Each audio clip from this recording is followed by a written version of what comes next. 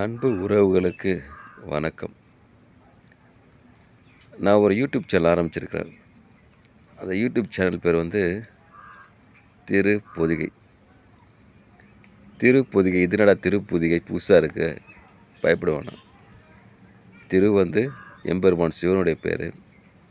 அவர் பேரையும் அவரால் உருவாக்கப்பட்ட மலை பொதிகை, அந்த மலை பேரை சேர்த்து தான் நான் திருப்பொதிகைன்னு சேனல் வச்சுருக்கிறேன். இந்த சேனலை நீங்கள் எப்போ வேணால் பார்க்கலாம். நம்மளுடைய சிவ வழிபாடு, சிவனை பற்றி என்னென்னவோ அதை பற்றி நிறையா தகவல் கொடுப்போம். எவ்வளோ தெரியாத விஷயங்கள சொல்லுவோம். இந்த சேனலில் ஆரம்பிக்கப்பட்ட நோக்கமே என்னென்னா, எளிய முறையில் இறைவனை எப்படி சென்றடைகிறது. நம்ம இறைவனை இப்போ துதிக்கிறோம், பாடுறோம் போதுன்னா நம்மளால் துதிக்க முடியல. ஏன்னாக்கா பாட்டு நமக்கு புரியல. திருவாசகம் படிக்கிறோம், அது மரபு கவிதையில் இருக்குது, எளிய நடையில் இல்லை, ஒரே நடையில்.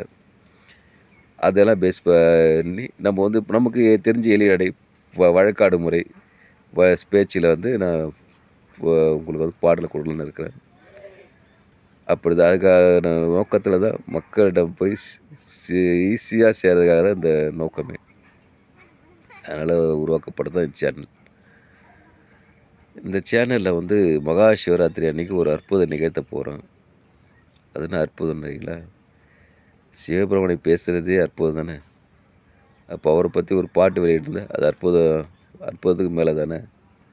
அதான் அந்த அற்புதமான சிறப்பு நிகழ்ச்சி ஒன்று பண்ண போகிறோம். அந்த சிறப்பு அற்புதம் என்னன்னாக்கா, பஞ்சாட்சர மந்திரம். பஞ்சாட்சர மந்திரம் என்ன? நமச்சிவாயான்றது நமக்கு கொடுத்துற பஞ்சாட்சர மந்திரம். அப்போது அந்த பஞ்சாட்சர மந்திரம் நமச்சிவாயா சொல்லும்போது என்னென்ன நன்மைகள் நடக்கும், நமக்குள்ளே எந்த ஒரு மாற்றத்தை கொடுக்கும், நமக்கு என்ன ஒரு தாக்கத்தை உருவாக்கும்ன்றதை பற்றி தான் அந்த பஞ்சாட்சர மந்திரம் நமச்சிவாயா நமக்கு கொடுத்துருக்காங்க. அந்த பஞ்சாட்சர மந்திரத்தை அந்த ஒரே ஒரு வார்த்தையை வச்சு அதை நம்ம அந்த வார்த்தையை உச்சரிச்சுட்டே இருந்தாக்கா என்னென்ன நடக்கும், நம்ம எவ்வளோ ஆனந்தம் பெறலாம், எவ்வளோ மகிழ்ச்சி பெறலாம். அதை உச்சரித்து எத்தனை பேர் மகிழ்ச்சி அடைஞ்சிக்கிறாங்க, ஆனந்தம் பெறுகிறாங்க, இறைவன் சேர்ந்துருக்கிறாங்க. அதாவது அது பஞ்சாட்சர மந்திரம் நமச்சிவாயா வச்சு அந்த ஒரே ஒரு லைனை வச்சு ஒரு பாட்டு எழுதிக்கிறேன். அந்த பாட்டை மகா சிவராத்திரி அன்னைக்கு மக்களாகி உங்கள் கையில் கொடுக்குறேன்.